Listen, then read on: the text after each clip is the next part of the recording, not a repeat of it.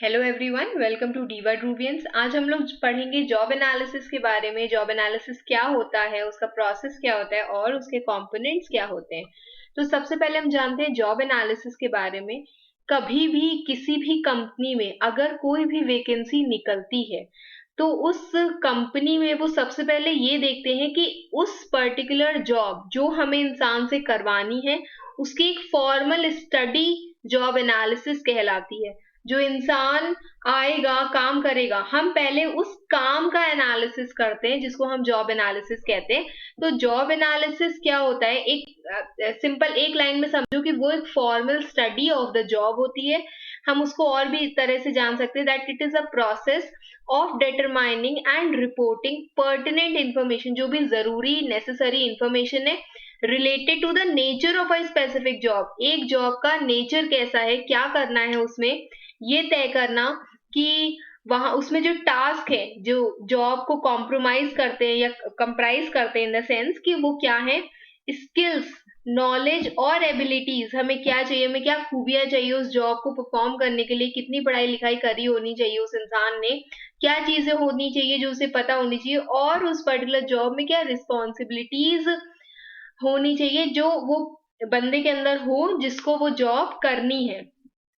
फिर job analysis क्या होता है, ये एक सिस्टमैटिक एक्सप्लोरेशन होता है। जब आप जॉब को समझते हो, जॉब की स्टडी करते हो, रिकॉर्ड करते हो कि जॉब की रिस्पॉन्सिबिलिटीज क्या है, ड्यूटीज क्या क्या परफॉर्म करनी है उस पर्टिकुलर काम में, आपके पास क्या स्किल्स होनी चाहिए, अकाउंटेबिलिटीज किस किस की होनी चाहिए, मतलब किस किस पर जवाबदेता होती है कि आप किसको आप जवाब दोगे, उसका वर्क एनवायरनमेंट कैसा होगा और एबिलिटी जो भी रिक्वायर्ड है। ठीक, फिर उसके बाद ये एक डेफिनेशन दी हुई है कि जॉब एनालिसिस एक प्रोसेस होता है of studying and collecting information relating to the operation and responsibilities of a specific job. क्योंकि हो सकता है कि जो भी एग्जाम है वो समटाइम्स एनईपी के अकॉर्डिंग एक बार डिस्क्रिप्टिव एक बार ऑब्जेक्टिव होते हैं, तो उसमें भी आपको डेफिनेशन पूछी जा सकती है। फिर अब है प्रोसेस ऑफ जॉब एनालिसिस। तो प्रोसेस ऑफ जॉब एनालिसिस में सबसे पहला आता है ऑब्जेक्टिव्स को डिफाइन करते हो। फिर यू विल प्रिपेयर, अभी हम इसको डिटेल में भी पढ़ेंगे। फिर आप उसके यू प्रिपेयर करते हो जॉब एनालिसिस को, परफॉर्म करते हो जॉब एनालिसिस को, डिजाइन करते हो जॉब डिस्क्रिप्शन और स्पेसिफिकेशन, और कंट्रोल करते हो जॉब डिस्क्रिप्शन और स्पेसिफिकेशन। जॉब डिस्क्रिप्शन होता है जब आप ये दिखा बताते हो कि जो भी काम है, मतलब जो भी जॉब है उसमें क्या क्या ड्यूटीज रिस्पॉन्सिबिलिटीज है, वो आता है जॉब डिस्क्रिप्शन के अंदर। जॉब स्पेसिफिकेशन में आता है कि जब भी कोई आप वैकेंसी निकालोगे तो उस पर्टिकुलर पर्सन के पास क्या खूबियां होनी चाहिए, स्किल्स और एबिलिटीज उसके पास क्या होनी चाहिए, क्या क्वालिफिकेशन होनी चाहिए, वो आता है जॉब स्पेसिफिकेशन में। ठीक, फिर हम लोग पढ़ेंगे इसका प्रोसेस इन डिटेल। किसी किसी सिलेबस में, क्योंकि मैंने एचआरएम के बहुत सारे सिलेबसेस देखे थे तो उसमें कहीं कहीं पर पूछा गया है प्रोसेस। तो सबसे पहला है ऑब्जेक्टिव्स को डिफाइन करना। सबसे पहला होता है कि यू हैव टू डिफाइन कि जो भी in the foremost step in the process job analysis is defining the objective of job analysis, कि आप ये बताओ कि जॉब एनालिसिस आप कर क्यों रहे हो। ठीक है, जिसमें यहाँ पे लिखा हुआ है यू हैव टू रिवाइज, आपको कॉम्पनसेशन जो पे कर रहे हो सबको, उसको प्रोग्राम को आपको रिवाइज करना है, आपको ऑर्गेनाइजेशन का स्ट्रक्चर चेंज करना है, या फिर you have to redesign the job in a particular department, या आपको पर्टिकुलर डिपार्टमेंट में जॉब में ही कुछ चेंजेस लेकर के आने हैं। फिर दूसरा है प्रिपेयर करना जॉब एनालिसिस को। जब आपने ऑब्जेक्टिव सेट कर लिया है, the kind of jobs that are analysed are selected, कि जो भी जॉब्स हमें एनालाइज करनी है उसको हम सिलेक्ट कर देते हैं, चाहे वो क्लरिकल हो, मैनेजरियल हो, डिविजन स्पेसिफिक हो, ठीक, एटसेट्रा।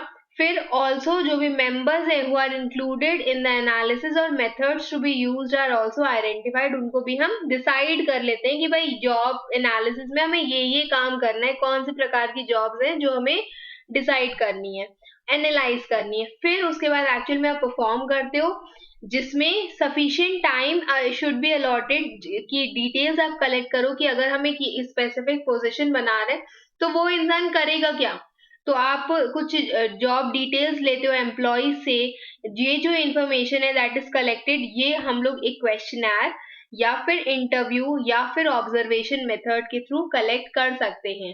इंटरव्यूज पता होगा, इंटरव्यू सबका होता है भाई, कहीं ना कहीं पूछा ही जाता है, छोटे बच्चे से लेकर के बड़े बड़े लोगों का इंटरव्यू होता है। ठीक, क्वेश्चनर्स होते हैं जब आपको एक फॉर्म दे दिया जाएगा भरने के लिए, आपको वो बताना है जिसमें नंबर ऑफ क्वेश्चंस होते हैं। फिर उसके बाद है ऑब्जर्वेशन मेथड, जिसमें दूर से कोई आपको ऑब्जर्व करे कि अच्छा ये इंसान ये काम कर रहा है।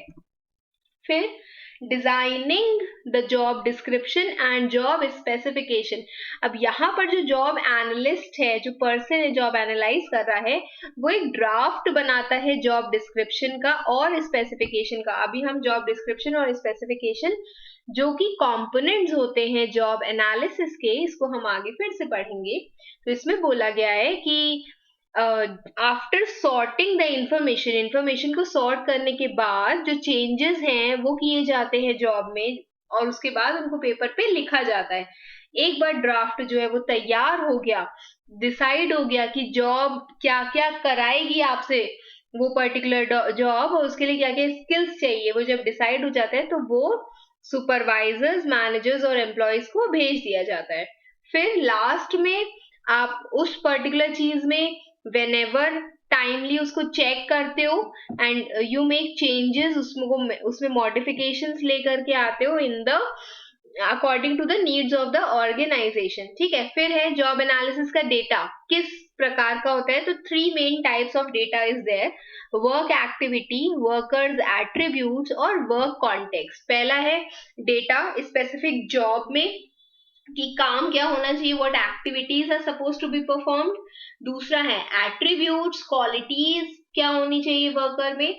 और तीसरा है वर्क कॉन्टेक्स्ट, मतलब कि जो इंटरनल और एक्सटर्नल एनवायरनमेंट है जॉब का वो कैसा होना चाहिए।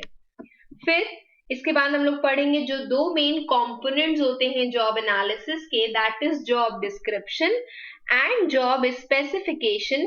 जॉब डिस्क्रिप्शन आपको क्या बताएगा, वो आपको बताएगा कि जो आपका जो टाइटल है, पोजीशन और जॉब लोकेशन क्या होगी, ड्यूटीज और रिस्पॉन्सिबिलिटीज और मशीन या फिर वर्क प्लेस एनवायरमेंट, मतलब whatever things you have to use, whatever you have to make, whatever techniques you are using, तो वो सारी चीजें इसमें आती हैं। फिर अच्छा एक और बचा था, जॉब स्पेसिफिकेशन कहता है कि आपने क्या पढ़ाई की है, आपके पास वर्क एक्सपीरियंस क्या है, आपकी क्या रिस्पॉन्सिबिलिटीज होंगी, उसमें होनी चाहिए, मतलब you should have those things. और पर्सनल और इमोशनल कैरेक्टरिस्टिक्स क्या होने चाहिए, आपने क्या ट्रेनिंग की है, तो ये सारी चीजें किसमें आती हैं, जॉब स्पेसिफिकेशन में। अब हम पढ़ेंगे इसको थोड़ा थोड़ा सा इन एज पार्ट ऑफ मीनिंग। तो जॉब डिस्क्रिप्शन क्या कहता है, वो ये कहता है कि it will explain you what ever task, duties, functions, responsibilities जो एक इंसान के होते हैं। ठीक, इट विल टेल यू कि काम क्या है, what is the type of work, उस काम को कैसे करना है, and the frequency and the purpose of the work, कितनी बार करना है और मतलब क्या है उस काम को करने का, what is the purpose of that work, जो रिलेशन है जिसका ऑर्गेनाइजेशन के मिशंस और गोल्स से। फिर जॉब स्पेसिफिकेशन, जॉब स्पेसिफिकेशन जिसको हम एम्प्लॉय स्पेसिफिकेशन भी कहते हैं, रिटन स्टेटमेंट होती है जिसमें आपकी एजुकेशनल क्वालिफिकेशन, जिसे डिजायरेबल क्वालिफिकेशंस या एसेंशियल क्वालिफिकेशंस होते हैं, वो सब इसी में आता है, सब जॉब स्पेसिफिकेशन का ही पार्ट होता है। जो स्पेसिफिक क्वालिटीज चाहिए, एक्सपीरियंस, फिजिकल, इमोशनल, टेक्निकल या कम्युनिकेशन स्किल्स आपके अंदर होनी चाहिए, रिस्पॉन्सिबिलिटीज होनी चाहिए जो आपके अंदर, वो सब इसमें होनी चाहिए। और if there is any other sensory demand, sensory 5 kind of senses are there, जो आंख नाक वाला सिस्टम होता है, तो आईज में सपोज करो कि पर्सन की जो विजन होनी चाहिए वो पूरी होनी चाहिए, 6/6, 6/12 वट एवर इज देयर, वो सब होना चाहिए, तो ये इसमें आता है। अब एक छोटा सा उसका ब्रीफिंग है, इसके बाद दिस इज लास्ट वन, उसके बाद ये खत्म हो जाएगा टॉपिक। तो जॉब टाइटल इसमें आता है, ठीक, जॉब लोकेशन, जॉब समरी, आप क्या करोगे, किस रिपोर्ट किसको करना है, what are the working conditions, आपकी ड्यूटीज क्या होंगी, what machines are to be used, और if there are any sorts of hazards, वो भी इसमें आते हैं।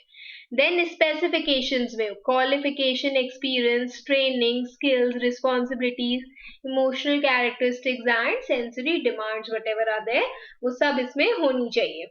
ओके, तो I hope you have understood job analysis, उनके components, उनका process. And if you have liked the video, please do subscribe to my channel, do share it with your friends, and best wishes for your exam. Thank you.